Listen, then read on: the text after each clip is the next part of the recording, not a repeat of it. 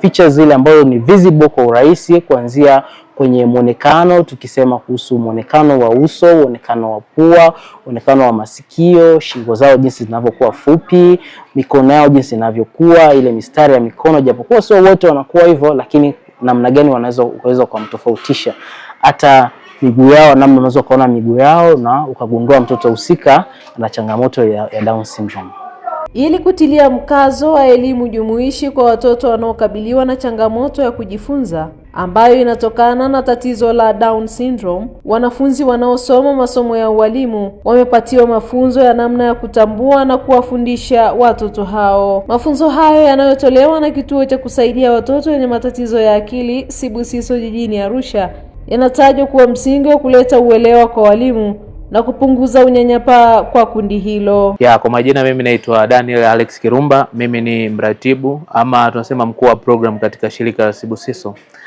Shirika la Sibusiso ni shirika ambalo linahudumia watu na watoto wenye changamoto ya ulemavu wa akili ili waweze kujisaidia wenyewe. Na katika mwezi huu wa Machi tumeamua zaidi kufanya awareness ama elimu katika vyuo na shule mbalimbali za msingi na za sekondari ili kuweza kuhakikisha kwamba watu wanaelewa na wanapata uelewa zaidi juu ya swala zima la ulemavu. Na katika mwezi huu wa Machi, leo tarehe 21 ni kilele au ni siku ya maadhimisho ya kimataifa ya watu wenye Down syndrome duniani. Na sisi kama Sibusiso tumeamua kuiadhimisha siku hii kwa kutoa elimu kupitia vyombo mbalimbali vya habari, lakini pia kutembelea kwenye vyuo mbalimbali ambavyo vinatoa hii kada ya ualimu au taaluma za ualimu kwa vijana mbalimbali. Na tumeamua kuja kwenye vyuo kwa sababu tunajua kwamba kwenye vyuo vya ualimu ndipo anapotokea mwalimu na mwalimu ndipo anapoandaliwa. Kwa hiyo tumeamua tuje ili kuweza kutoa elimu, kuhakikisha kwamba walimu wanaoandaliwa wanakuwa na uelewa kuhusiana na masuala mazima ya ulemavu, hususan Down syndrome, kwa sababu ni hali ambayo kila mtu wakati mwingine anaweza akapata mtoto mwenye changamoto hizi, na watoto wapo katika shule zetu. Kwa hiyo ni lazima tuone hawa wafundishaji wa watoto wanauelewa, na kama hawana uelewa basi ni kwa namna gani sisi kama Sibusiso tunaweza kuwasaidia kuhakikisha kwamba wanapata uelewa, na pindi watakapokwenda kwenye mashule mbalimbali basi waweze kutoa kile ambacho ni sahihi zaidi kwa wanafunzi wenye changamoto hiyo.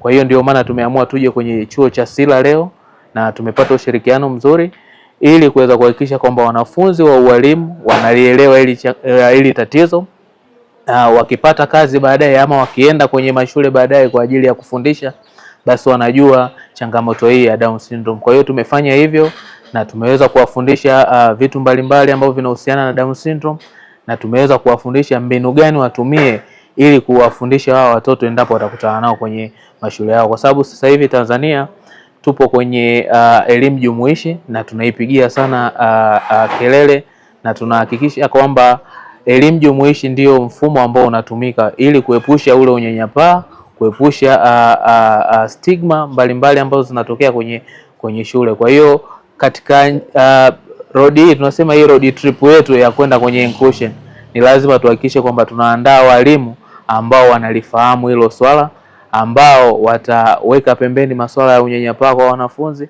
na watadeliver kile kitu ambacho ni sahihi kwa mwanafunzi yoyote, awe na ulemavu au asiwe na ulemavu. Kuna umuhimu mkubwa sana kwa sababu jambo la kwanza itasaidia kuweza kudeliver ama kutoa kile kinachopaswa kwa wale watoto, mafunzo gani yatatolewa, lakini pia kuweza kufanya uchunguzi. Unajua wakati mwingine kwenye shule zetu unaweza kukuta kwamba mtoto anaingia tu kwenye shule bila kufanyiwa uchunguzi, lakini wakiwa na uelewa kuhusiana na swala la Down syndrome au matatizo mengine ya ulemavu, itawafanya wao kuweza kufanya uchunguzi kabla hawajamhudumia mtoto, kwa sababu kila mtoto ana upekee wake na kila mtoto wakati mwingine anahitaji mpango mkakati binafsi wa elimu.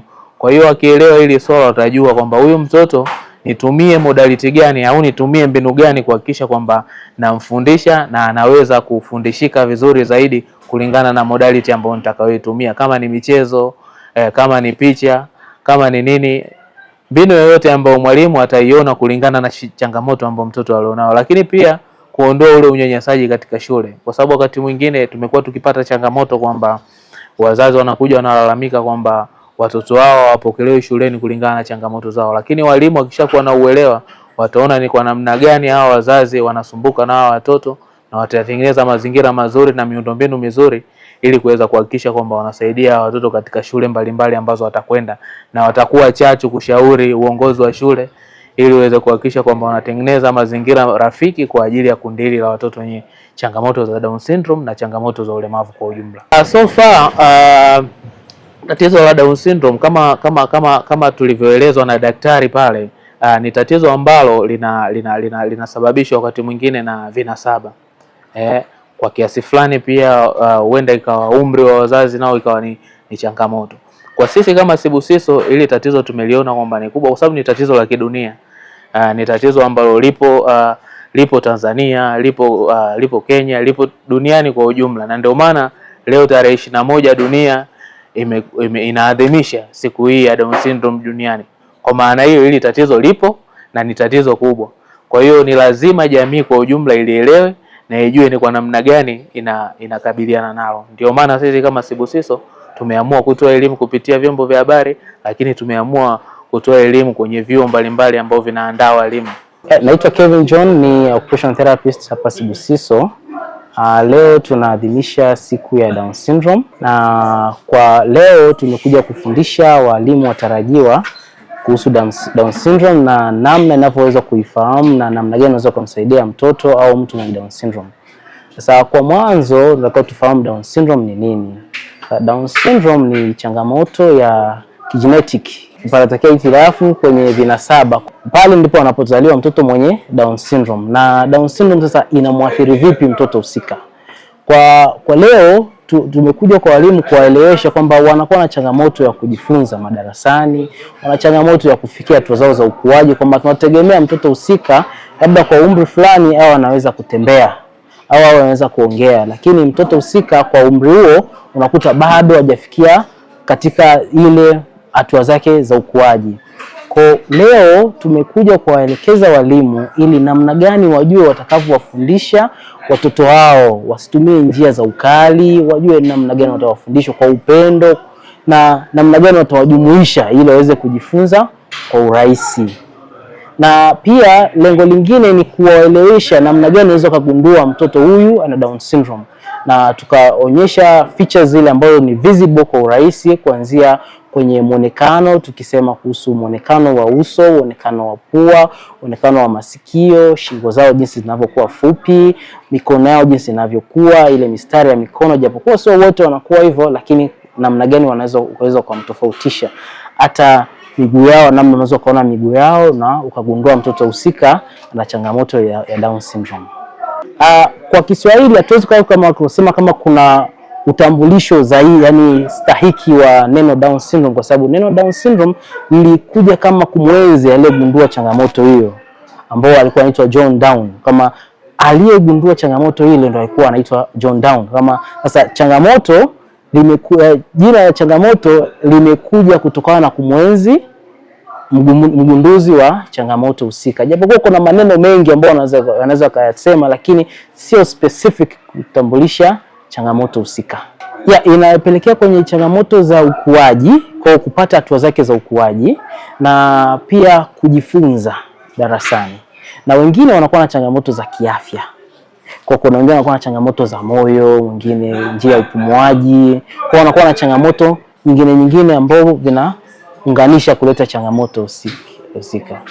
Hasa ushauri wetu kwa wale ambao wanatarajiwa kuwa wazazi baadaye, kuna ile sisi kutokana na statistics ambazo zimefanyika au research zilizofanyika, kuna ile grace period ama ule umri stahiki wa kupata watoto ambao hawana changamoto.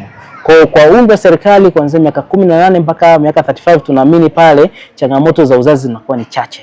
Lakini past 35 kwa mwili unakuwa ushachoka. Kwa changamoto za ulemavu nyingi zinapatikana.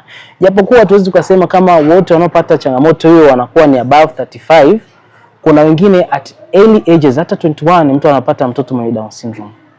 Kwa Mungu anatoa, lakini risk factor kubwa ni age pia. Kuanzia 35 kuendelea ndio wengi wanalai katika changamoto hiyo.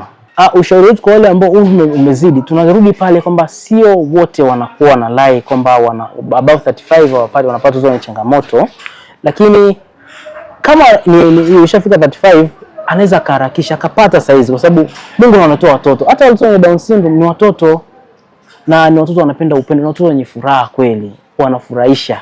Ebenezer Makiara ni mwalimu katika shirika la Sibusiso Foundation, na niko na watoto wakubwa wale miaka 12 mpaka 27. Ni kweli katika jamii nyingi watoto hawa ambao wana changamoto ya Down syndrome wamekuwa hawapatiwi elimu inavyotakiwa.